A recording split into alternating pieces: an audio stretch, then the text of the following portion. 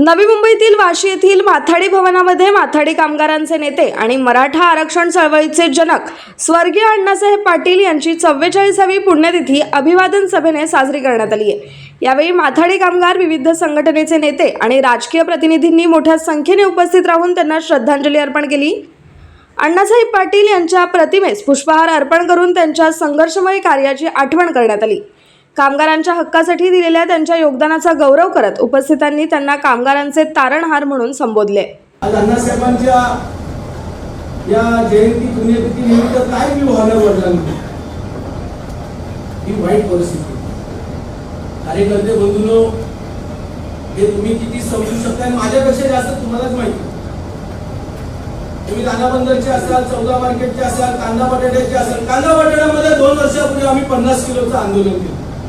मला माझं वजन नव्हतं कमी करायचं होतं। कामगारांच्या वरती जो 50 किलोचा बोजा आहे तो कमी करायचा होता। आठवडाभर आंदोलन केलं, वातावरण तयार केलं।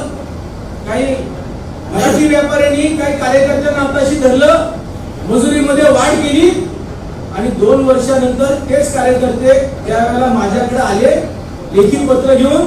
म्हटलं तुम्ही प्रमाणित राहणार का नाही पहिले तुम्ही ठरवा। आज मला आनंद वाटतो की ते सगळे मुकादम आणि सगळे माथाडी कामगार 50 किलोपेक्षा कमी वजनानेच काम आलं पाहिजे याच्यासाठी ठाम आहे। पण त्या सर्वांचा आभार मानतो। पण 2 वर्षापूर्वी तुम्ही जी तडजोड केली ती तडजोड योग्य नव्हती। ती तडजोड योग्य नव्हती। ती तडजोड करून घेण्यासाठी जी जी कारणीभूत लोक होती त्यांना पश्चाताप होत असेल।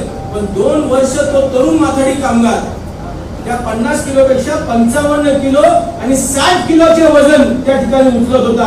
याचा कारणीभूत कोण होता? संघटना नव्हती, नरेंद्र अण्णासाहेब पाटील नव्हता, पण अण्णासाहेबांच्या संघटनेमधलीच लोक।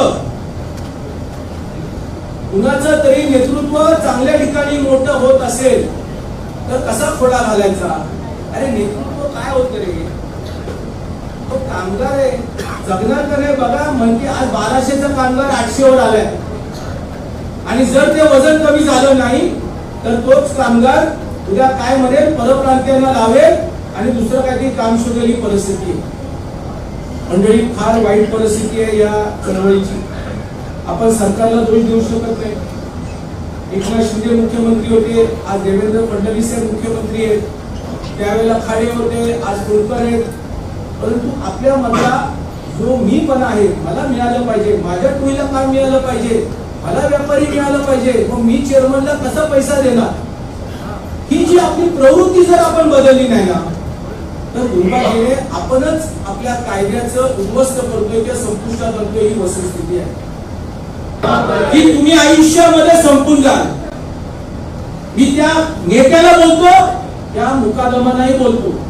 अण्णासाहेबांच्या संघटनेमध्ये राहून स्वतःच्या स्वार्थासाठी बोर्डामध्ये जाऊन वैयक्तिक अण्णासाहेबांच्या विचाराशी संगनमत न करता चुकीचं काम कराल, तुम्हालाच तुमच्या टोळीतले कामगार कधीतरी अर्ज देतील की आमच्या टोळीतल्या मुकादमानी हे गोडाऊन मिळवण्यासाठी हा माणूस भरला आणि म्हणून हा बेकायदेशीर आहे, मुकादमांना आम्ही पैसे बसून पगार देणार नाही, असेच अर्ज आमच्याकडे देतात, ते सगळे माझ्याकडे देतात।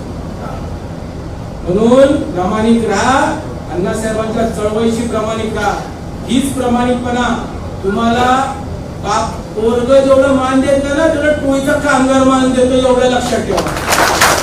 मी बघितलेलं आहे, मला माहिती आहे मुकादम म्हणजे बाप आहे दुसरा।